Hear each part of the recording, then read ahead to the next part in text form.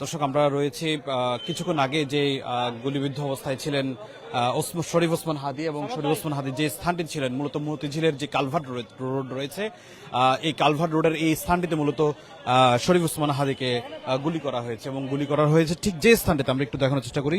এখন পর্যন্ত রক্তের ছাপ রয়েছে, আমরা দেখতে পাচ্ছি স্থানটিতে ঠিক এই কালভার্ট রোডের এই জায়গাটিতে এই মুহূর্তে পুলিশ কিন্তু অবস্থান রয়েছে। পুলিশের যে অবস্থান আমরা দেখতে পাচ্ছি কিছুক্ষণ আগে, অর্থাৎ 2টা 20 থেকে 22 মিনিটের মধ্যে এই স্থানটিতে মূলত তাকে গুলি করা হয়েছে। আমরা একটু প্রত্যক্ষদর্শীর উপস্থিতি কিন্তু এখনো রয়েছে, আমরা একটু কথা বলার চেষ্টা করি। প্রত্যক্ষদর্শী হিসেবে যিনি ছিলেন তিনি মূলত পাশের একটি বিল্ডিং এ তার বাসা ছিল, সেখান থেকে তিনি গুলির শব্দ শুনতে পেয়েছেন। আমরা একটু আর কি কি জানতে পেরেছেন আপনি একটু জানতে চাই যে কি অবস্থায় ছিল ওসমান হাদি, এবং তাকে আসলে গুলি করা হয়েছিল আসলে কোন পরিস্থিতি?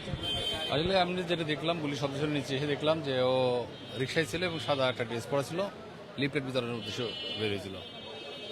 তো গুলি লাগার পরে তো বাইকার তো ছিল না, ওকে সবাই রিক্সাতে ওকে আপনার ঢাকা মেডিকেলে পাঠানো হয়।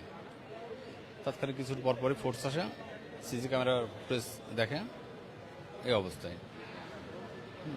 তখন সম্ভবত 2:20 বাজে। এখন তাকে যখন গুলি করা হয়েছিল এবং কয়টি গুলির শব্দ শুনতে পেয়েছেন? বা একটা গুলির শব্দ শোনা গেছে, একটা। হাদির সাথে কি আর কেউ ছিল রিক্সায়? আপনারা কি নেমে তাৎক্ষণিক কি নেমেছিলেন? তাৎক্ষণিক নেমেছিলেন, একজন ছিল সাথে। নিচে নেমে আসলে কি অবস্থা দেখেছেন? ও রিক্সার উপরে কাছে ছিল, কাছে থাকা অবস্থায় ওকে আরেকজন রিক্সায় যে ছিল বসায় নিয়ে ওকে তাড়াতাড়ি ঢাকা মেডিকেলে দ্রুত নিয়ে গেছে। গুলিটা কোথায় লেগেছিল আপনারা কি দেখে মানে? ওটা আজ করতে পারেনি, সম্ভবত গলায় লাগছে কি মাথা লাগছে বুঝতে পারিনি। ওটা কোথায় কোথায় গায়ের মধ্যে রক্ত ছিল? রক্ত এই গলার এই সাইডে রক্ত ছিল, গলার এই সাইডে রক্ত ছিল।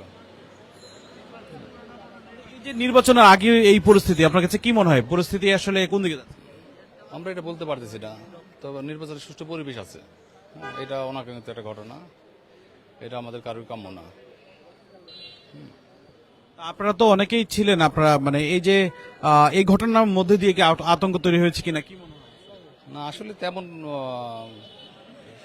মনে হয় না সে তেমন একটা নির্বাচন প্রভাব পড়বে এই আতঙ্কে। ঠিক আছে, এখন এটা তদন্ত সাপেক্ষে বোঝা যাবে কি হয়েছে না হয়েছে।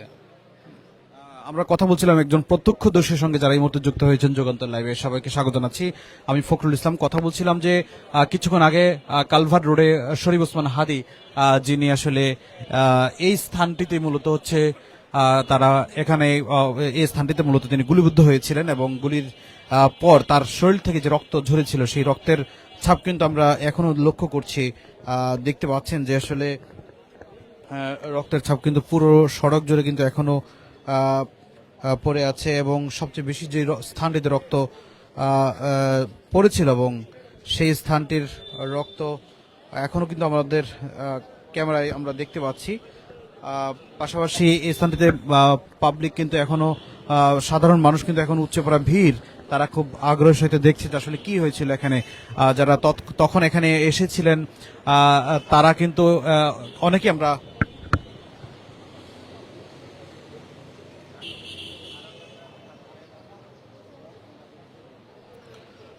যারা এখানে প্রত্যক্ষদর্শী, এর মধ্যে একজনের সাথে কথা বলেছি, তিনি কিন্তু তিনি পাশের ভবনটিতে তার আবাসিক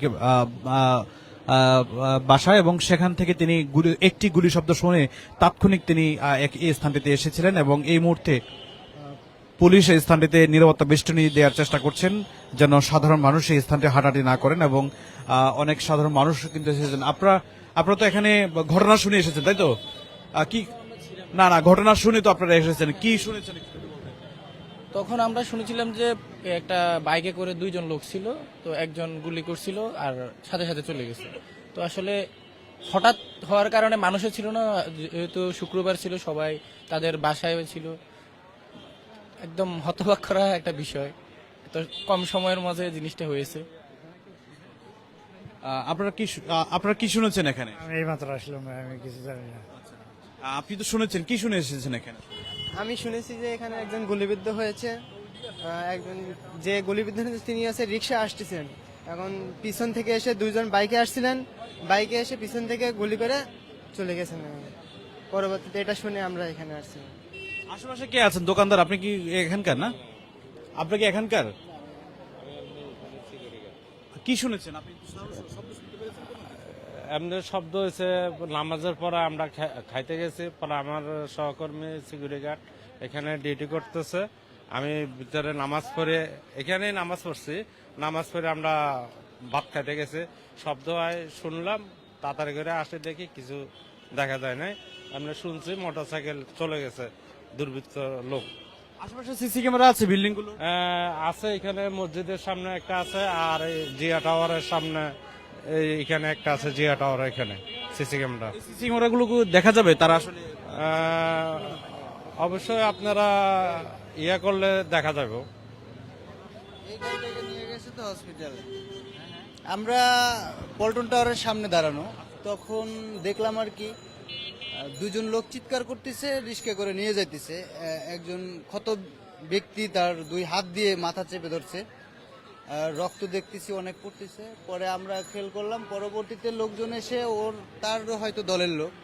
তখন আমরা বললাম, ভাই কে কারে গুলি করছে? বলে যে আর ওসমান হাদি ভাইরে। পরে এক রিস্কাওয়ালা ভাই বললো আর কি যে আমি ওখানে ছিলাম, দুটা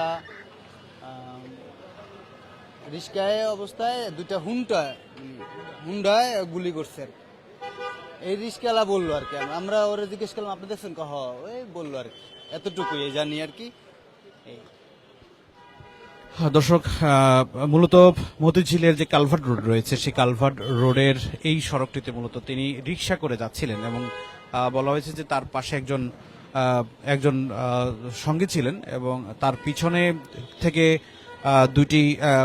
দুই ব্যক্তি একটি মোটরসাইকেল করে এসে তার মূলত পিছন থেকে তাকে পাশ থেকে মোটরসাইকেল গুলি করে তারা দ্রুত ঘটনাস্থল থেকে পালিয়ে যায় এবং আসলে কে বা কারা তাকে গুলি করেছে এখন পর্যন্ত শনাক্ত করা যায়নি। তবে আশেপাশে যে বিল্ডিং গুলো রয়েছে সেই বিল্ডিং গুলোর যে সিসি ক্যামেরা রয়েছে সিসি ক্যামেরা থেকে যদি তাদের ফুটেজ শনাক্ত করা যায় হয়তোবা পুলিশ তাদের শনাক্তের জন্য চেষ্টা করবে।